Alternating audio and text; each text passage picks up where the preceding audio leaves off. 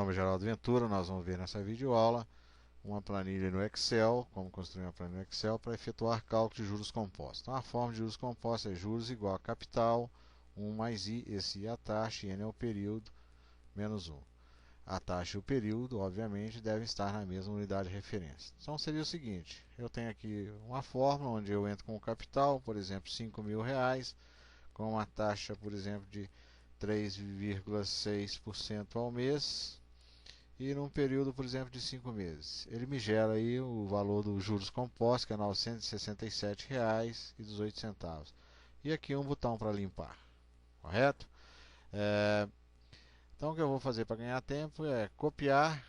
Com o botão direito do mouse eu seleciono essa forma aqui e peço para copiar. Essa forma você consegue lá no digitar isso aí no Word, né? No objeto, inserir objeto, e pede lá Microsoft Equation. Vou abrir uma planilha 2 aqui limpa, vou dar um Ctrl V, que é para colar essa forma, correto? E agora eu vou selecionar essa célula do B até o G da linha 1. E vou pedir, apertando a tecla Shift do teclado, segurando, claro, né? E agora eu vou pedir para mesclar e centralizar. Venho nesse baldinho aqui, coloco, por exemplo, uma cor amarela. Vou colocar uma cor azul. Letra branca, cor branca. Uma fonte aí que eu vou escrever aí, por exemplo, pode ser de 20. E eu vou escrever aí sim, juros compostos. Feito isso, eu vou agora selecionar a célula C8 até D8. Vou segurando a tecla Shift lá no teclado, peço para mesclar e centralizar. E vou escrever aí, ó, fonte da letra, vou colocar 20. Digite o valor, 2 pontos. Venho nessas alças aqui, ó, e vou redimensionar, para ficar o texto inteiro. Agora, na célula abaixo, eu vou colocar assim, o que ele vai receber? A primeira coisa que vai receber vai ser o capital, então eu coloco lá, capital. Depois, na célula abaixo, eu coloco a taxa, que é o I, né? Taxa.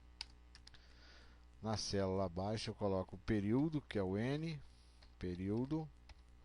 E por fim, ele vai receber o valor dos juros compostos, né? Agora eu seleciono tudo daqui, da C8 na direção do D12, peço 20, o tamanho da fonte, e vou em bordas e peço essa gaiolinha aqui, ó.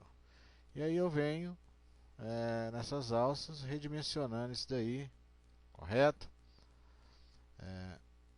E agora eu vou pedir para formatar a célula. Coloco aqui na direção do capital, formatar a célula.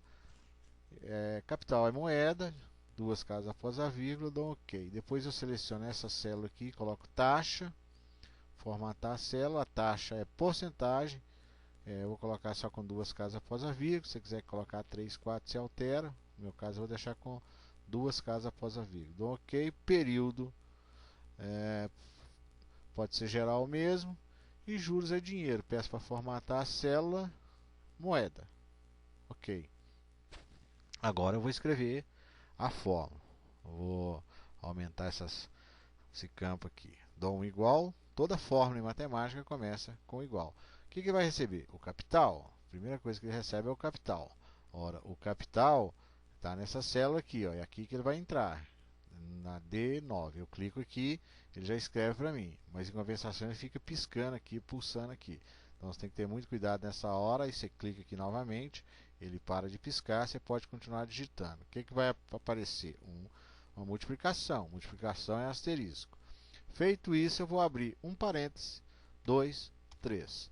Vou digitar o número 1 mais o I. O I é a taxa, que está nesse campo aqui. Eu clico aqui e ele escreve para mim D10. Ele já escreve a célula, só que ele fica piscando. Então, muita calma nessa hora. Você vai fechar o primeiro parênteses. Aí vem o expoente N. N é o período. O símbolo de exponenciação é o acento circunflexo. Então, você coloca o acento circunflexo. Circunflexo, digita lá. Digitei 2 vezes, é um só. E o N? N é o período que está nessa célula aqui, ó. Você clica aqui e ele digita D11. Feito isso, eu vou fechar o parênteses e vou colocar menos o número 1 e vou fechar o parênteses. Se eu abrir 3, eu tenho que fechar 3. Então está faltando um aqui, ó. Correto? Então, se abriu 3 parênteses, 1, 2, 3, você tem que fechar 3. 1, 2, 3. Então, fechou 3 ali. Feito isso, está pronta a forma. Se eu digitar aqui, por exemplo, R$666, uma taxa de 6% ao mês, colocar a vírgula aqui, um tempo de 3 meses, ele já me gera aqui o valor dos juros compostos. Agora eu vou colocar um botão aqui para limpar esse campo aí. Já que se eu quiser novos valores, eu vou ter que digitar isso por cima, fica desagradável. Então eu venho exibir, barra de ferramentas, eu peço lá formulários, ele abre esse campo, essa janela aqui, ó, aliás, esse menuzinho aqui, aí eu coloco o botão, clique em botão, clique aqui do lado, ele abre essa caixa de diálogo, eu peço para gravar uma macro, vou pedir para gravar, ele abre outra caixa de diálogo, se você quiser trocar o nome que você troca, eu não vou trocar, vou dar um OK, e a partir desse momento essa macro está gravando tudo que eu vou fazer aqui na tela. Então o que eu pretendo fazer? Eu pretendo limpar esse campo aqui, vou dar um delete nele, eu seleciono e dou um del. E aqui também eu seleciono a taxa, peço para deletar, e o período eu peço para deletar. Você não pode pedir para deletar os juros, senão isso aí fica zerando isso aí infinitamente. Então, feito isso, eu venho em ferramentas, vou lá no menu barra de ferramentas, macro, e peço para parar a gravação. Então, ele parou. Se eu acionar esse botão aqui, ele vai executar o que foi feito anteriormente. Sempre que eu apertar, ele vai executar essa tarefa. Vejamos aqui, ó. Por exemplo, vou colocar um capital aqui de R$7.900 a uma taxa de 4% ao mês, num período de 6 meses. Ele gera aqui um valor de R$2.096 de juros. Ok? Se eu colocar aqui, apertar o botão 2, ele limpa.